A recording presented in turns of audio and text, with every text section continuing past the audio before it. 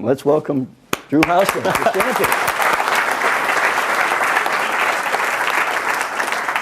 All right, can you guys hear me okay? Good. So it's really a pleasure to be here, and surreal for me in a couple of different ways, but a big turning point on kind of my whole entrepreneurial adventure was actually about 5 years ago, maybe 6 years ago. There's this thing called Startup School, which is held in an auditorium not too far from here. So it's been a pretty crazy journey since then that I hope to tell you guys a little bit about. And so what I want to talk about is, first and foremost, a little bit of the Dropbox story, especially the early days and how we got started.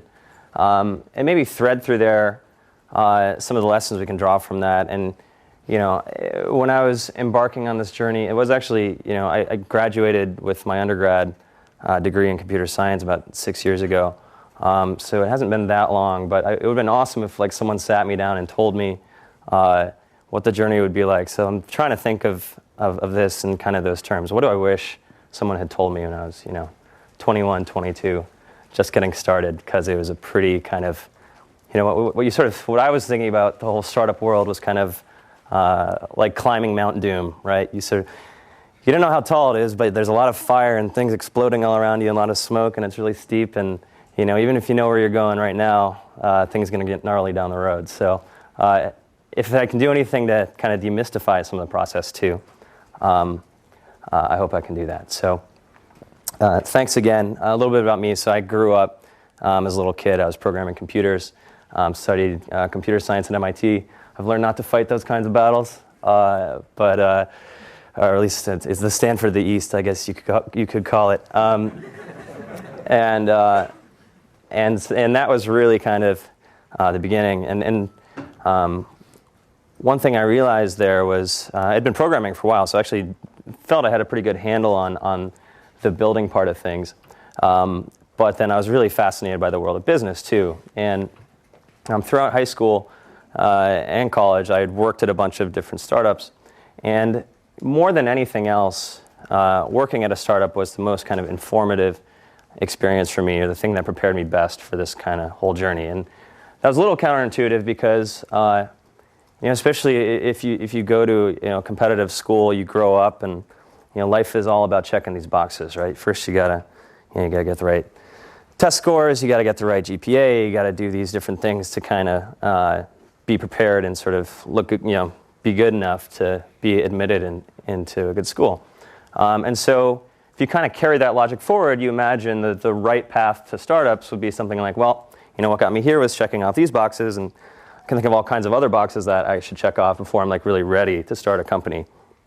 Among them, maybe I should get a bunch of graduate degrees, so I'm a really good engineer. Maybe I should go get an MBA, so I know about business.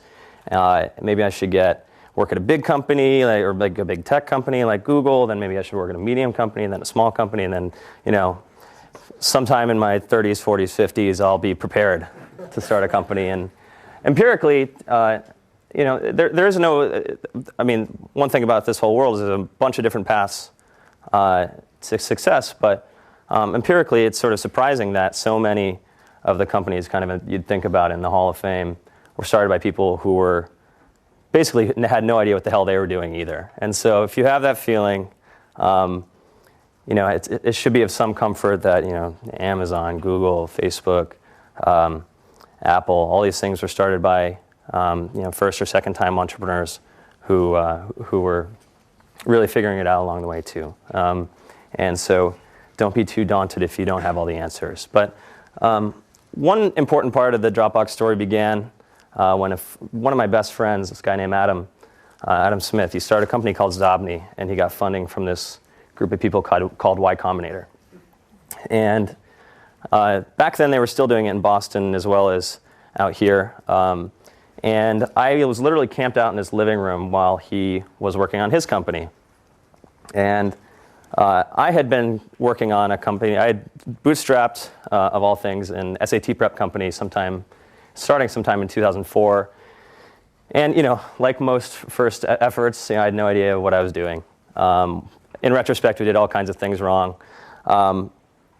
But the biggest thing that was illuminating was so what happened with Adam was he got a little bit of funding at the beginning of the summer, and at the end of the summer, he moved out here. He moved up to the city, to San Francisco, and suddenly he was talking to like all these people, all these billionaires and famous entrepreneurs that I only read about. And the next thing I know, I get this phone call from him being like, "Hey, we just got like $5 million from Vinod Khosla." And I was like, oh my God. And Adam and I were fraternity brothers at MIT, and he was actually my little brother. And so kind of a stark contrast between, not less than a year prior, probably my best memories with Adam were, in our game room at our fraternity playing beer pong, not exactly expecting to be wheelbarrowing away millions of dollars in cash. So I was like, well, all right, if Adam can do it, I can too. And so never underestimate some of the baser motivations and how they can propel you forward, or maybe as a more practical piece of advice. There's some quote that you're an average of your 5 closest friends. So it can really help to be in a place where your closest friends are also interested in startups, and you're all kind of pushing each other forward in a good-natured way, but there's also an undercurrent of competition that can really be helpful. So I saw the experience that Adam went through with Zobni and Y Combinator.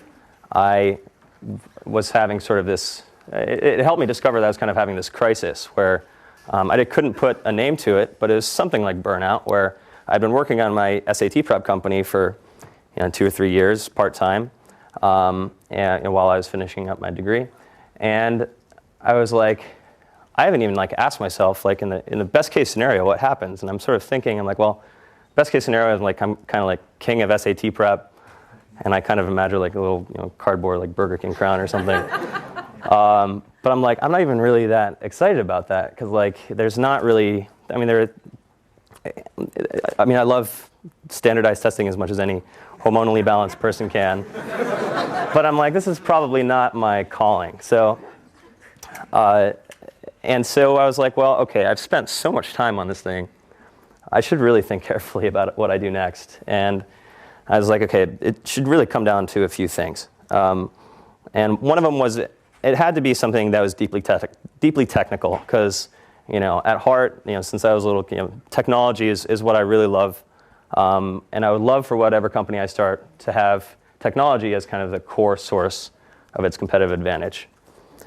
2 is I wanted something that I could explain to normal people, in a bar or a coffee shop or something, and have them vaguely know what I'm talking about. And so there are lots of interesting ideas that, some elements of infrastructure or software or enterprise software that kind of ruled that out, even though it's technically interesting. And 3rd was it had to be something that had a working business model, because actually this was kind of the height of Web 2.0. It was all kind of back to eyeballs and these different things, but I didn't really understand how that works if you can eventually get people to pay for your stuff, or at least 4 people or however many were in here. So it was a good exercise for me, because then I was able to think long and hard about what I did next. And I found myself in this really bizarre situation where the same way that social or mobile or local startups are kind of the fad right now. In late 2006, early 2007, cloud storage or online storage startups were kind of the thing that is like the startup cliche, basically. And so on TechCrunch, you'd have these roundups of okay, here are the next 100 online storage companies that have launched, and it was just kind of a joke. And but at the same time, I had all these problems with this, because I had this company, and all of our crown jewels I had on this little thumb drive, and I was always one stupid mistake away from disaster, right? I would carry it in my shorts, and I'd pull it out, and the connector would be bent, and I'd pray that I could bend it back softly but firmly enough so that it would keep working, and I would.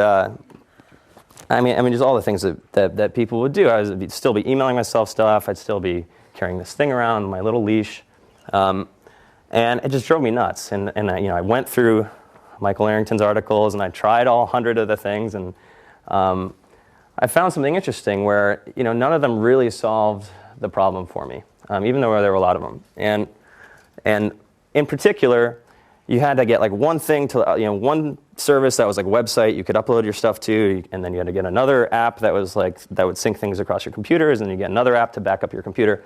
And I'm like, as we would later tell investors, I'm like, I can't really imagine Tom Cruise in Minority Report like logging into his Gmail to like pick up the attachment he sent himself that morning, or like forgetting his thumb drive. Right? He's just up over here, and just your stuff follows you around, and that's the whole point. Like someone else takes care of it. And we had a glimpse of that at school, and I'm sure you guys have something similar.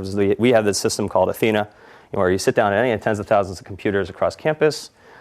All your stuff's in front of you. You don't think about it, and it's not a very it's not a consumer kind of typical environment. It's very kind of Unix focused and things like that.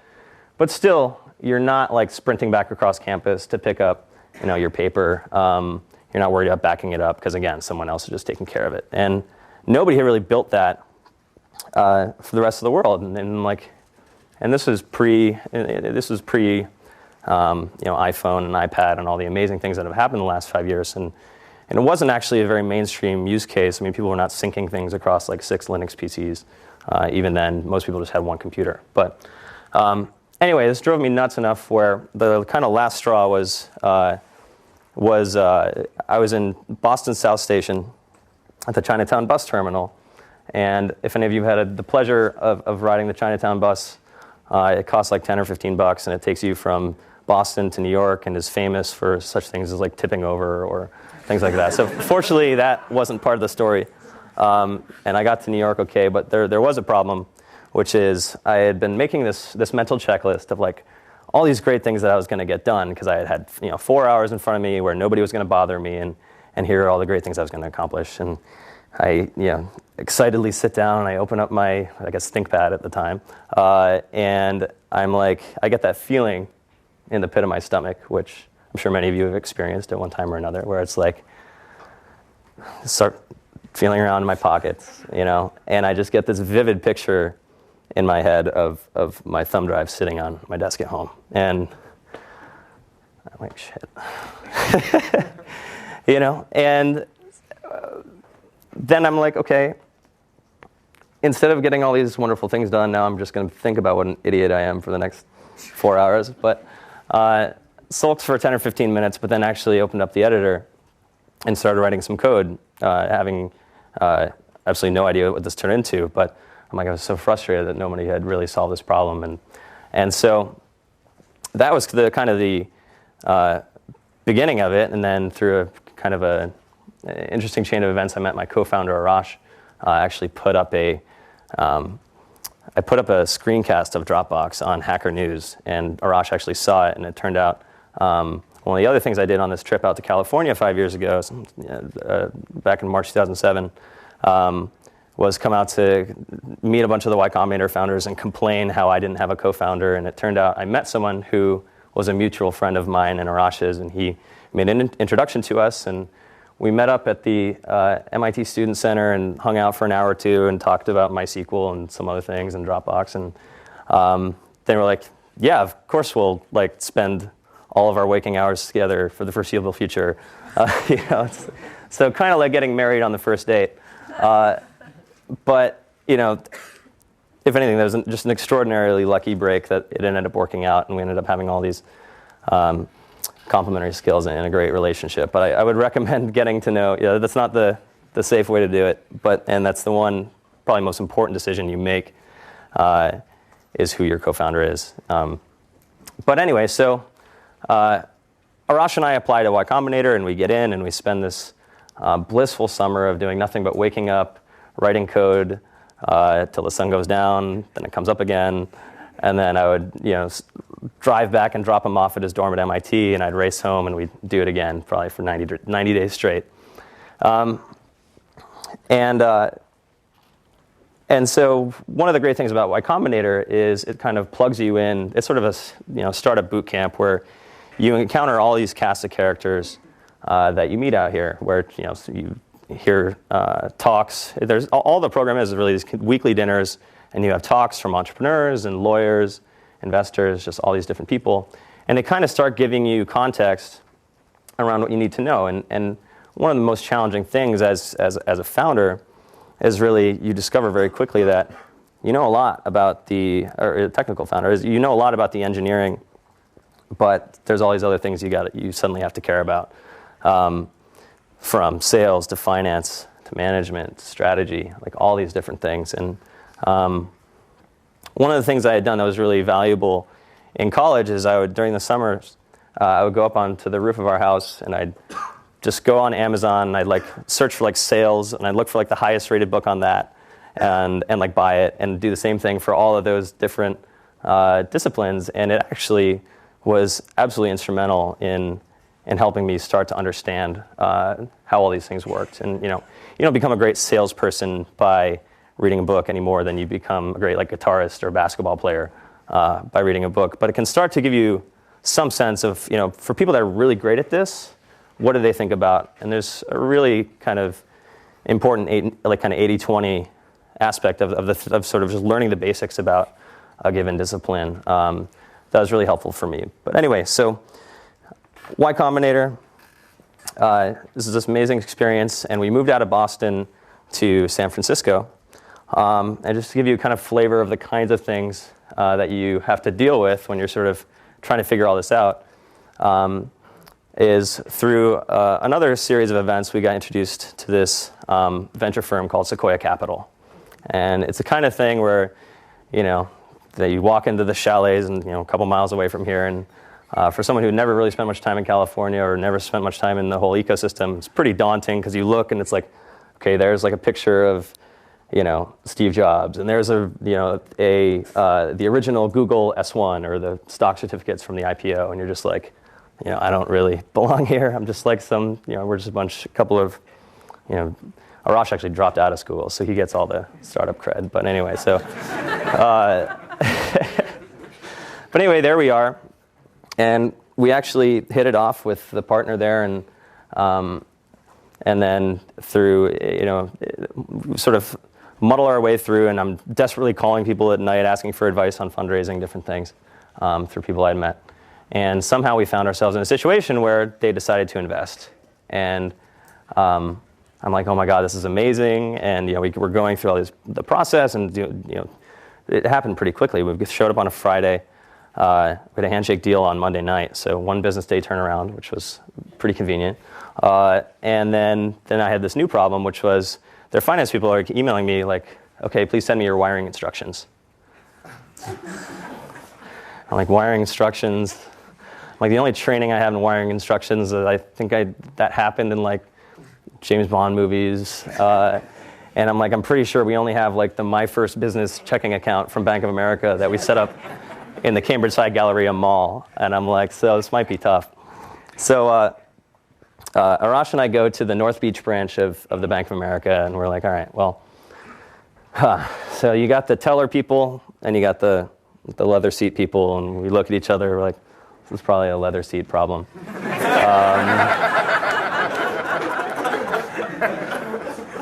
And we sit down, and the woman was really nice. She's like, oh, how can I help you? And I'm like, is there a limit to how much a bank account can hold? And she's like, well, what do you mean? And like, I was dressed in shorts and a hoodie, and Arash was even more disheveled. And I'm like, well, can it hold $1 million? And she's like, yeah. And so, and I don't know if she thought I was like drugs or this kind of thing happens all the time out here, but both sides very quickly stopped asking questions, and we got our routing number and everything, and went back. But there's no like startup manual where you're like, okay, well, here's how that works, and so a lot of it is really, even when you look at some of these amazingly successful companies, and having had a chance to meet a lot of those people, so much of what makes startups great is really just kind of this iterative process of just having these random things happen to you, or having these ideas and just kind of figuring it out. And I talk about some of the kind of more humble beginnings, because I think there's this huge disservice that kind of of a sort of Silicon Valley mythology and the things you read in magazines, where it's like, went from the moment he was sitting in his dorm room at Harvard, Mark Zuckerberg sought to redefine the face of human communication. And Google, they were going to organize all the world's information and all these different things, and you sort of sit there and you're like, you're just trying to like write code and hope it compiles. And you're like, well, I know I'm not quite like that. I'm not thinking about that. I'm thinking about like we have $60 left in our checking account, and I can't loan the company any more money. So anyway, the point is, like, in fact, Facebook, it was number like project number 7 or 8 that Mark happened to be hacking on, and it just happened to sign up, the whole like Harvard campus in a couple of weeks. But Google, like they were rejected when they wanted to sell the company for $1 million to Yahoo. And so the point is, all these things start with much more modest ambitions, and even sort of the great entrepreneurs. And the goal, as you sort of reach each of these new milestones, you're like, okay, the goalposts move back, and so your ambitions become much broader over time. And this is kind of, all this doesn't happen overnight. So when you kind of look at, I talked at the beginning of how kind of daunting everything seemed, because there's like, the little sort of corner of stuff that and this world of stuff that you don't. Often that can be enough of a barrier to stop people from even getting started. So just realize that you have to be systematic about how you learn all these things, but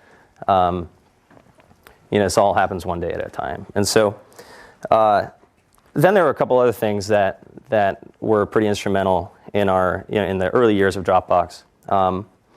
And one of them was really figuring out distribution. And I think that's something that people kind of underestimate the importance of that. And it was especially interesting in our case because we made a couple of mistakes. One was like, we're like, all right, well, we're launching this company, and we should probably get real and like hire PR people and advertise and do all these different things, and SEO, and buy AdWords and all this stuff. And so we bought a lot of AdWords.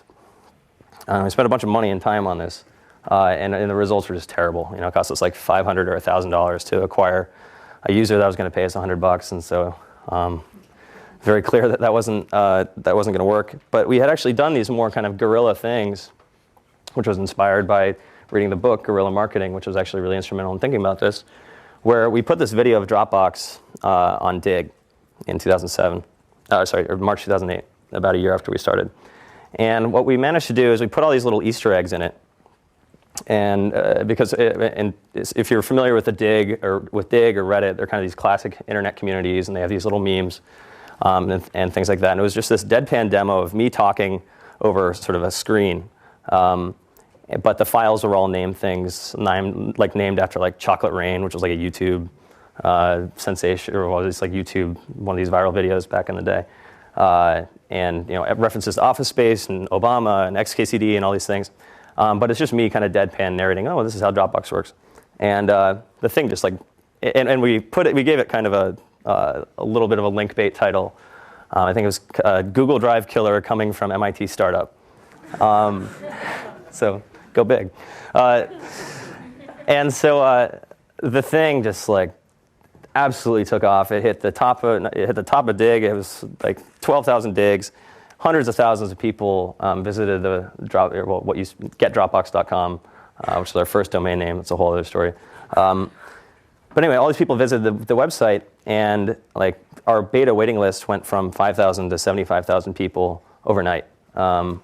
Which is because we'd been wringing our hands about this kind of critical mass problem and how do we get started, and just that one kind of ghetto thing that we did ended up working extremely well.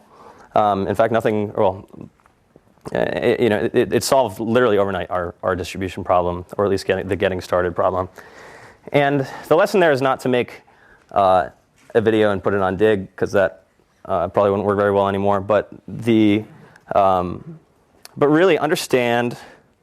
There were a couple of insights that came from that. One is just another thing I learned from one of these books called Crossing the Chasm is you have this technology adoption life cycle, and you have these people who, most people are not searching the internet for like cool things that they can download onto their computer or like want more buttons on their Blu-ray remote, right? But there are some people who are like that. and they're called early adopters, and they kind of seek out technology for its own sake. And any service or any company has some kind of early adopters, whether it's fashion or cars or in our case, it's really technology and kind of this tool or this utility. And Dig just happened to be the kind of place where those people hung out and where those people would really take to something like this, even though they couldn't download it yet. And so understanding our early customer was really valuable there. And that's one way that we did that. The other problem we discovered is that no one's really searching for what we're building. No one was like waking up in the middle of the night being like, oh my God, I wish I didn't have to like email myself stuff or like carry around a thumb drive. That's just like how your computer works. I wish I had a washing machine, like you put clothes in, press a button, they're clean, they come out, but like I'm not like waking up in the middle of the night being like, man, it really sucks that there's like this washer thing and there's a dryer and you have to like put one and wait and put it in the other. But that's just like how it works. And so it was from that angle, it's like, well, it doesn't matter how many, you can buy all the AdWords in the world, but if no one's searching for what you're making, then you have a problem. And so you have to find other ways of doing that. And so the thing that really worked for us was first make a product that people really love to use. And there's all kinds of things, elements that go into the craftsmanship and all these little thousands of details that we had to sand down and all these things that some of the other companies didn't really get quite right from an engineering standpoint. But then if you're able to do that, then Dropbox actually happened to fall in this category of a sort of unusual category where it solves a problem you don't even know you have. And it actually works.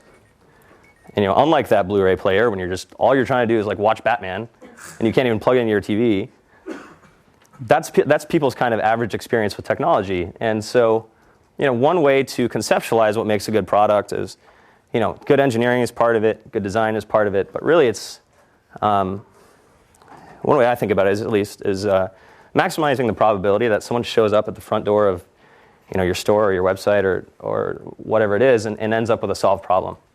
And that's why things like Craigslist, started in the 90s, doesn't appear to have been updated since the 90s, still by far the most successful, website or most successful business of its kind, because you show up at Craigslist.org and you leave with your concert tickets or your casual encounter or whatever you're looking for.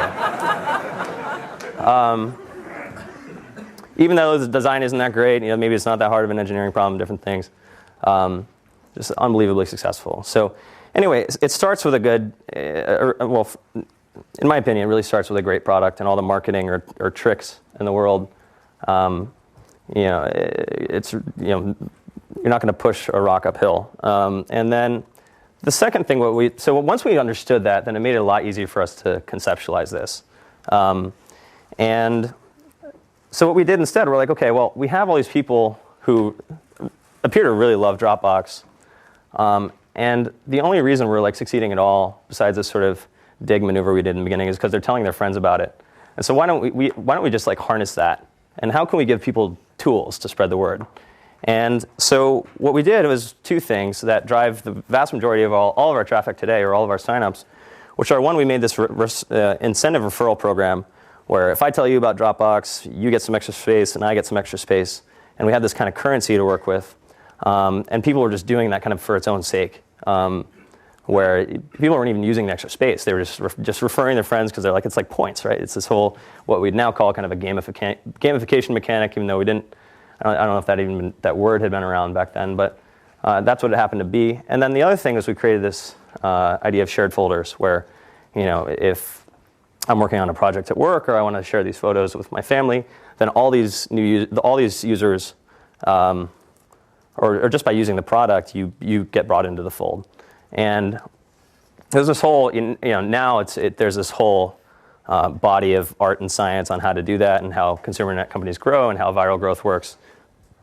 But anyway, these things were instrumental to how we got started. And so there's all kinds of things I could say about sort of the intervening years, and this sort of like one of the frustrating things about giving a talk that's like a half hour is like you have to omit. It's like the montage where Rocky's punching or whatever, and suddenly I don't know. But then obviously, but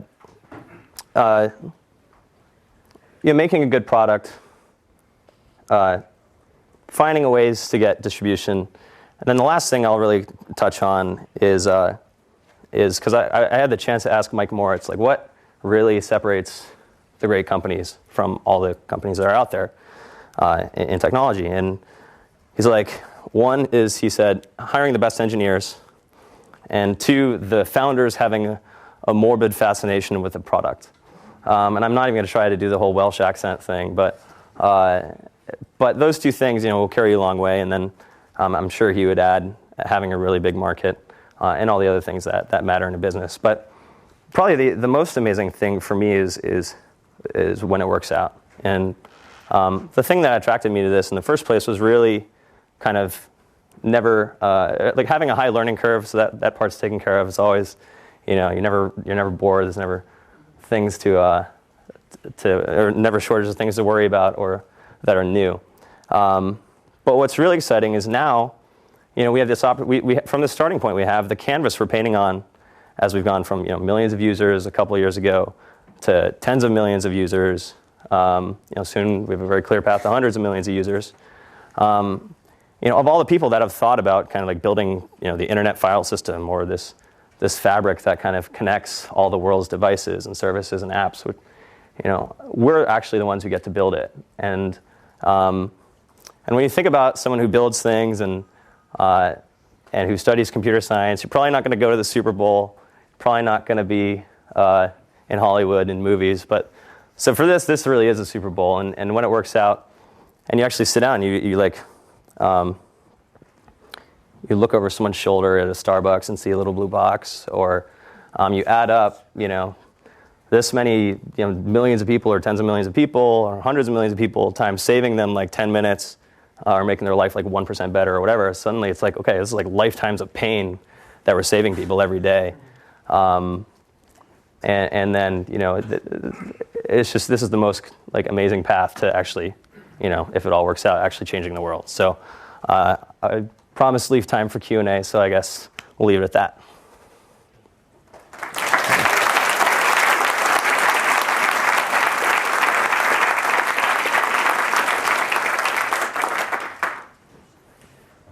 How do you fend off competitors like now Google Drive and SkyDrive?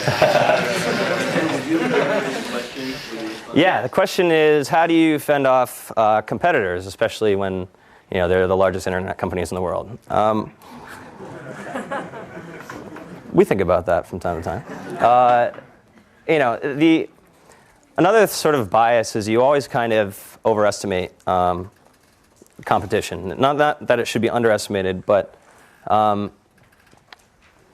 for companies like ours, and you think about any company that has gotten to there are plenty of stories of companies where they got a really great head start, and then somehow things went south. With Netscape or MySpace, or there's a bunch of companies that you could say fall in this category. And when you talk to people in those companies, there's a very clear trend, which is that suicide is a much more common cause of death than homicide. Meaning, often, or companies are getting built faster than ever, like in the history of the world. And so, along with that kind of hypergrowth, there are all these different cancers that you can get. And so, things are going to go wrong. My favorite analogy on this was Mark Andreessen. He's like, okay, it's like trying to bake a cake in 5 minutes. Like, no matter how good you are, you're going to have egg on the ceiling, there's going to be stuff on the walls. You just pray when you pull the cake out. Maybe it's a little bit lopsided, you can like squish it back. But like if you forget the eggs or you forget the sugar, you can't like sprinkle them on later. So how do you figure out the stuff, or how do you figure out what stuff you can't fix later? And I'll come back to the competition thing in a second. Sorry for such a tangent.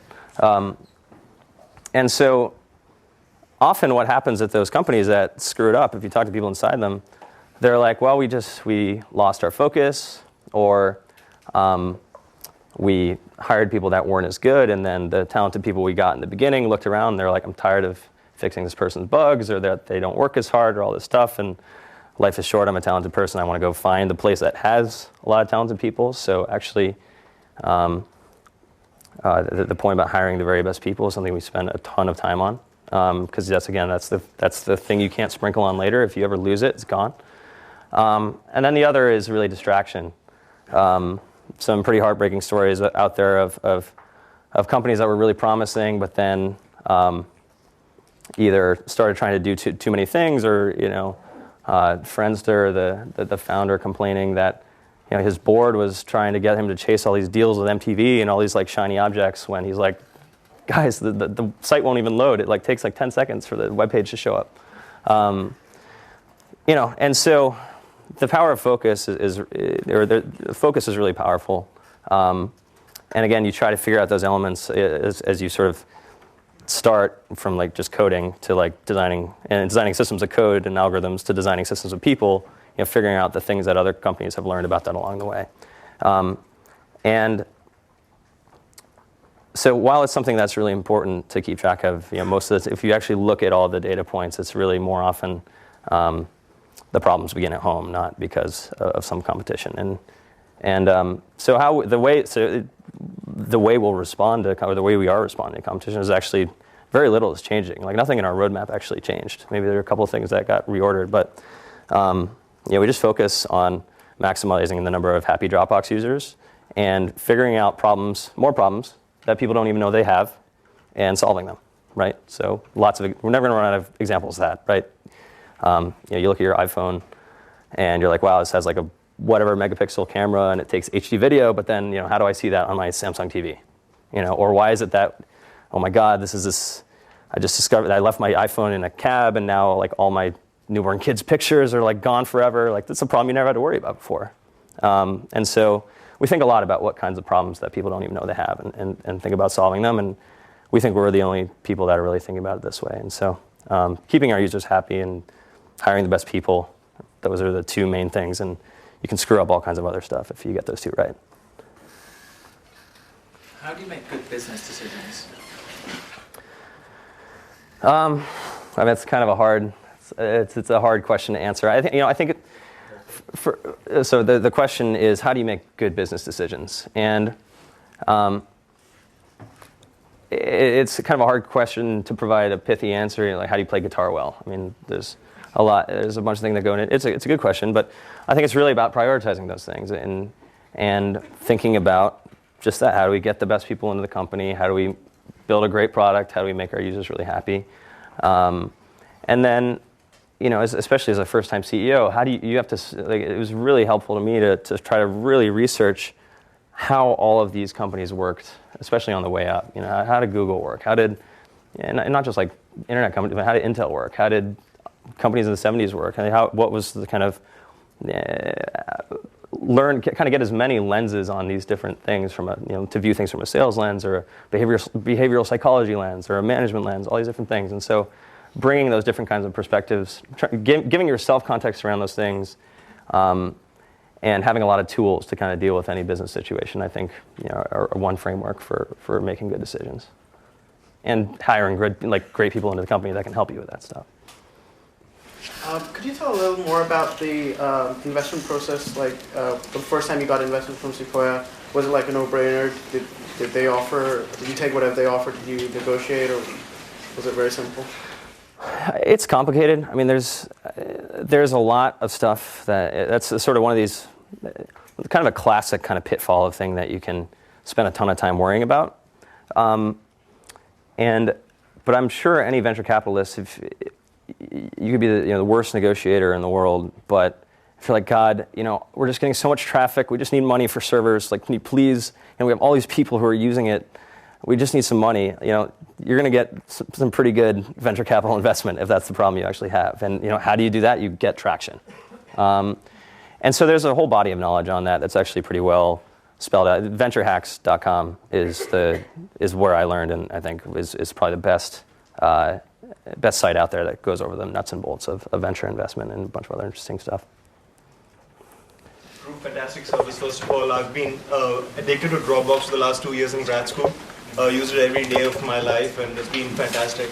But the question that leads up to that, my usage is that I'm maxed out on my 5 GB.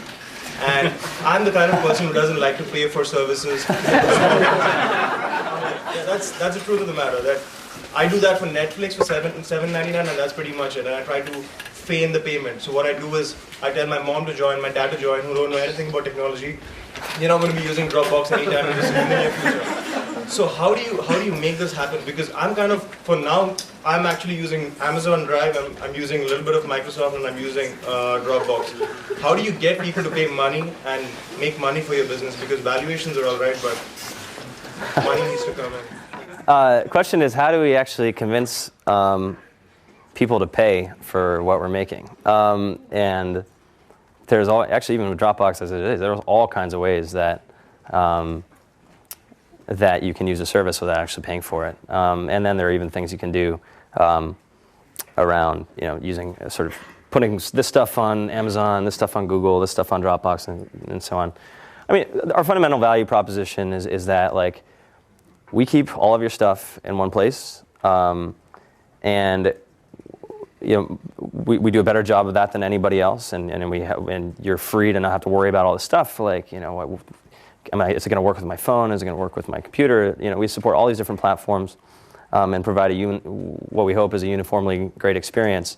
And a lot of people just want a solved problem, and rather than going to all that trouble of sort of partitioning your stuff across all these different places, that's actually the point of Dropbox, is to bring it all together, and they'd rather have that than $10 a month or $100 a year. So fortunately, that goes back to the technology adoption curve. Like, some people just have different proclivities for, like, paying for things or not, and so we just make sure that we're solving a problem that's big enough for people that would rather pay for it than just than have to, like, deal with all these other hurdles. Yes, the paid services are popular, and I make everybody else be quiet about that, so I have to too. But can you tell us about a few of the things that crossed your path that you guys decided not to go with, or things that seemed like good ideas, but then you subsequently discarded them? So the question is, are there things that seemed like a promising path that we decided not to do? There are all kinds of great. I mean, that is almost the essence of what makes the job difficult. Is there's these thousands of things that we could go do, and all these shiny objects, and usually most of the things we look back on and like that was a dead end. A lot of them we tried to get Dropbox sort of pre-installed on PCs and all these different things and do deals very early on, and the problem was a sort of classic negotiation. We had no leverage, so they were just going to push us around. They made all these ridiculous demands, and we kind of it's like harpooning this whale, and they're just like taking you all over the place. And now it's a completely different story. We have a big audience and a brand and all these different things. But I'll give you an example. The number one thing our users, or more power users, ask for, which is the ability to watch multiple folders with your Dropbox. And they're like, why? You guys can see it on VoteBox, which is our our sort of way of that we let our users vote on different features that they want and make requests. Why the hell haven't you guys why don't you let me watch multiple folders? Because I want to watch my documents, I want to watch map all these different things. And the reason is, well, the initial reason was like, we built something simple because we didn't have time to build something complicated. So it was more technically complicated. There's a lot of UI code. There's all this different stuff that I would have gone and had to have built, and we just didn't have time to build it because we wanted to get something out the door. But then we realized there was this great benefit to the simplicity of the model, where your Dropbox will look the same on your phone as it does on your computer, and it's pretty easy to explain to people that you have this magic folder, and anything you save in here saves everywhere, and all these different benefits. And conversely, playing with the other products is sort of like, well, welcome to this, and please configure your folder mapping, and some people love that, and that's great. But most people are very, very confused, and if you're already, skeptical enough that here's this like new thing that you've never seen before, and now they're asking you about folder mappings, and you don't spend your time worrying about folders and files and things like that, then you're going to be pretty turned off. And we would find when we did usability tests that people couldn't even figure out how to install Dropbox to begin with. Like they would, we brought 5 people in literally off the street, and 0 of 5. We kept tally of all these things. 0 of 5 people even discovered that there was a tray icon or a little menu bar icon. And if you don't know that, then you're going to have a lot of trouble getting back to your Dropbox folder and all kinds of other things. You're not going to have a good experience. And we're like, wow, okay, 0%. All right. Because we get these emails. We get these emails to feedback to our feedback alias, and one would be like, oh my God, Dropbox is amazing, I love it. And the next one would be like, I don't understand how you MIT nerds have, I need a PhD in physics to like even understand this thing. And they're just like this diatribe. And they're like one right after the other. And we're like, that's interesting. And so we brought people in off the street, and then we started seeing all these things. Like, okay, there's the people are clicking the screenshots in the tour because they think it's their computer. People, well, you laugh, but it's actually our problem, right? We got this. These are people that, that would be paying us if they actually had a good experience, and all kinds of things. They would click on Internet Explorer and it would obscure the download window, so they couldn't figure out where the download actually went. I mean, just we list of dozens and dozens and dozens of things, and we just sanded them down. We're just like, okay, well, we're going to get to thing number 71 today, and now if you actually install Dropbox, you see this big bouncing green arrow whenever where there's like, hey, this is the icon you have to click on to get to your Dropbox. And so, kind of long answer to, it's amazing. Even just like 10% more friction might cut your audience in half, and it's exponential. So we decided that it was not worth the complexity to build that, and just wasn't worth the engineering trade-off. In the back. Yeah. I have a startup and we use Dropbox every day, and I don't know if this is a preference or not, but why did you go with an interface where if you remove the file, you're not removing a copy? That drives us crazy. Yeah. Is that a preference? So the question is, why is it when someone moves something from a shared folder, it moves and doesn't copy? And unfortunately, that's just we only have so much control over the underlying operating system or the Finder or Explorer on Windows, and that's just the way those things were designed. And sort of the extra magic that gets sprinkled on that Dropbox does, it just isn't aware of it. And so there's probably some kinds of hacks that we could do to, like, if you move something out of a shared folder, warn you about it, or maybe do different schemes to make things read-only or things like that. But yeah, we're aware it's a problem, and that we should do something to make it better. It's just a limitation it's just a constraint where we don't actually make the underlying operating system, so we can only have so much control over certain aspects of how it behaves. Guy, dark blue shirt, sitting. So you got really lucky finding a co-founder. What advice would you have for other people trying to find a co-founder? So what particular skills do you value, like looking back? So the question is, what do you look for in a co-founder?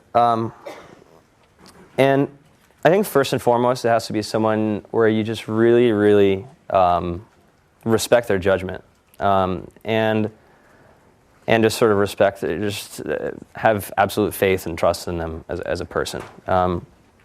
Doesn't mean it doesn't mean that they'll be good at everything. In fact, it's actually good if there's some complementarity, and that there's some, there'll be things that you're both interested in. In mine and Rash's cases, we're both very passionate about the technology and the product design, and are very opinionated about those things. Unfortunately, our tastes are pretty similar on that front.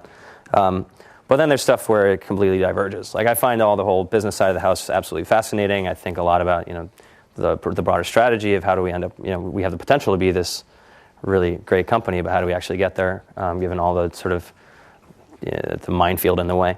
And he does not care. He is not at all interested in any of that stuff. And he is happiest when he's like shaking an Android phone and discovering that when you long hold it like this and then rotate it and then shake it, like there's some bug, and he'll be responding to questions in the forums on his deathbed. And while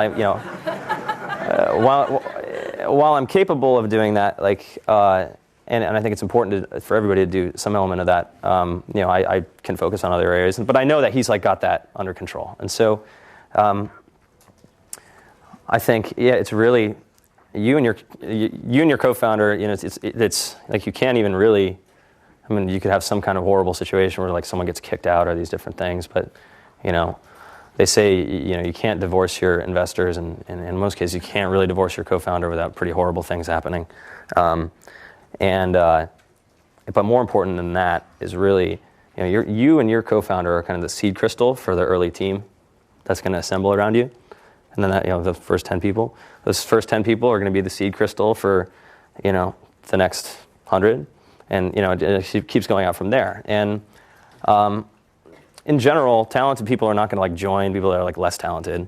But there's often a lot of pressure, or you can sort of let the hiring bar go, where you're like, well, we really need someone to solve this problem, and it's really hurting us that no one is like building this thing. And so, is it really that big a deal that this engineer kind of bombed that question, or like isn't really that excited about Dropbox, or isn't really going to work that hard? You have to say no. And so it's really just kind of finding someone that matches you in that way. How you do that is a much, it's like how do you find, a spouse? It's like this. You'll spend more time with your co-founder than your spouse. In the back. Yeah. How do you react to somebody telling you that it's just a feature and not a company? Question is, how do you respond to someone telling you that what you're making is a feature, not a product? So Steve Jobs was giving us a little bit of a hard time, saying that we were a feature and not a product when we didn't want to sell a company. And so, I mean, everybody's got opinions. This question. You mentioned that hiring great people is a very valuable aspect of your company, but how do you spot good people?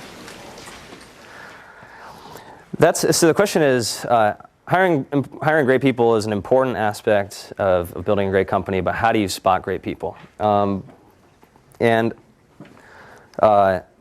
It's actually a really good question, because some of these things are more intuitive than other things, because a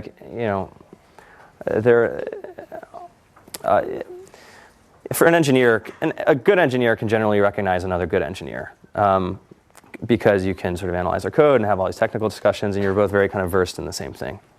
But think about it. It's like, okay, well, if you don't play guitar, and you see someone playing like a Beatles song, you're like, oh my God, like that's amazing. This person's like playing music, and I can't even get my like fingers on the strings. And you're like, wow, it's amazing, And the same way that someone who doesn't know anything about computers is like. I need a website for my mortgage firm, and I met this kid, and he's typing all these symbols, and he's like building this amazing website, and wow. But then after you meet more of these people, then you meet Jimi Hendrix, and you're like, okay, But you can't tell, or you can sort of tell, but like. The point is, by just having that one data point, there's nothing to extrapolate from that other than that, oh my God, this person knows so much about this area that I don't know anything about. And this is really important is a really important subject, because as a founder, you might be a good engineer, but you're not good at all this other stuff. And pretty much anybody who has made their background in some other area, like a business development person or a finance person, is going to know a whole lot more about that than you. And so one interesting thing we did is, we screwed it up a few times. We hired people that just didn't work out. It was a very painful experience. Two is probably all of our early business people for the first couple of years we hired as consultants, which is kind of strange. It's hard to play it the other way, so I don't know if it's a net good thing or a bad thing, but it worked well, so that we sort of got versed. We learned a lot in the process of kind of getting a brain dump from this person, and then we also would talk to large numbers of a lot of marketing people, or a lot of finance people, or a lot of business development people. And over time, you get more and more context as, okay, well, what's really important in this field? And who's the best person I've ever met on this stuff? And this is another area where if you get sort of the best possible investors that you can, then they'll have really great networks of talented people in all these different fields. And that's something where you can help lean on them to interview these candidates on your behalf. But that is actually one of the harder things about doing this is how do you judge people who you have no context for what they do? What do you as a CEO focus on a daily basis? So the question is, what as a CEO do I focus on a daily basis? And it's another hard question to answer, but it's sort of like, well, what is the highest leverage use of my time? Is one kind of framing. Okay, how can I think it's sort of going to. There's a very long answer to that question. It's really how do we make sure we're doing the core things really, really well, like making sure we're hiring really good people, making sure we're building a great product, and making sure our users are happy. And then there's a whole bunch of other things that you have to worry more or less about over time. And then there's a lot. Then you build a team around you, and then have to make sure that they're happy and effective, and all kind of rowing in the same direction. And then there's invariably fires that have to be put out, and so it's actually it's a surprisingly complicated question to answer because many days, especially when people make the transition from being an individual contributor to being a manager, so many days pass. You're like, oh my God, what did I even get done today? I was just like talking, and I was just like responding to email, and like. Do you focus on culture? It's a follow-up question. Do I focus on culture? Like, absolutely. Arash, my co-founder, is even more opinionated about this stuff. One of my weaknesses, well, sort of double-edged sword, is I tend to be optimistic in general, and so I'm always like optimistic about people. So I'm like, oh well, or give people the benefit of the doubt. And he's the other way around. So it's actually a good kind of counterbalance. Yeah. So how you deal with the co-founder share, and why Steve Jobs pick your company other than your competitors? Say the first part of the question again. First question: how you deal with co-founder share? Co-founders like share percentage. Oh, shares. Okay. Yeah. Dividing equity. Second question is why Steve Jobs pick your company rather than your competitors? So I'll answer both questions quickly. So how do you divide up equity with your co-founder? And again, it's a very nuanced subject. But people have written great things about that. And actually, it's one of those things where if you look it up on Quora or you search for things on Google, you get some very knowledgeable responses. And so I don't really have anything beyond that to add. And then beyond just sort of the basic things around, make sure it's subject to vesting, meaning that they get it over time, so that if you have some disastrous situation, you don't have to deal with that. And the second question was, why did Steve Jobs pick our company over competitors? I think any company that does something interesting on the way up, gets all kinds of conversations like that happen. And I think started the conversation with a compliment that we had a great product, and which is high praise. I'll take it. And I presume I can't answer that on his behalf, but presumably they've clearly understood that this is something important. All right. Drew, thanks a bunch. We've got a basis leader here.